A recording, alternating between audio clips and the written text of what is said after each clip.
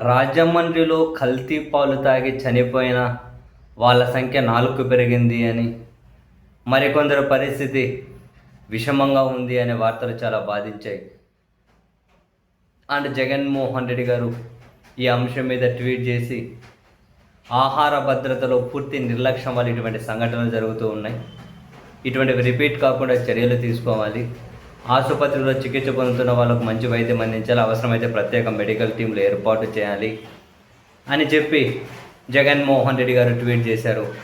ముఖ్యమంత్రి చంద్రబాబు నాయుడు గారు ఈ పాల కల్తీ కారకులైన వాళ్ళను వదలం అని చెప్పి ముఖ్యమంత్రి గారు సీరియస్ అట, ఫుల్ సీరియస్ అట, వీళ్ళ సంగతి తెలుస్తాం, కల్తీ వాళ్ళను వదిలిపెట్టం అని చెప్పి ముఖ్యమంత్రి గారు కూడా మాట్లాడారట.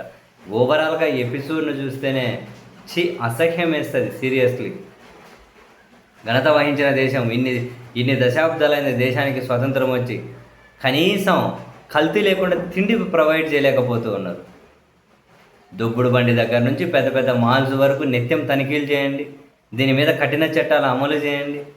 నీ పాసుగుల పాన్లు అయితే కల్తీ చచ్చిపోతున్నారు, మందు తాగితే కల్తీ చచ్చిపోతున్నారు, తిండి తింటే కల్తీ చచ్చిపోతున్నారు. ఈవెన్ ప్రభుత్వ వసతి గృహాల వాళ్ళు కూడా 100 మంది ఆసుపత్రి పాలవుతున్నారు.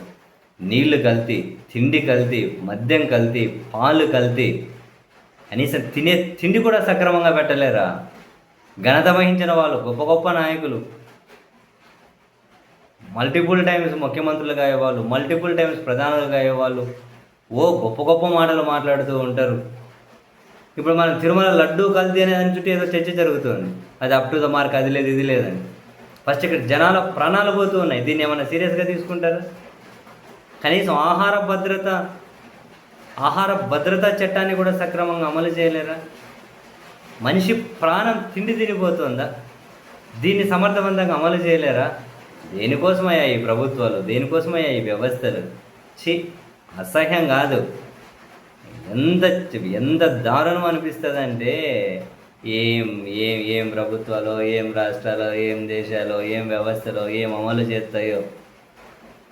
తిని చచ్చిపోవడం ఏంది జనం?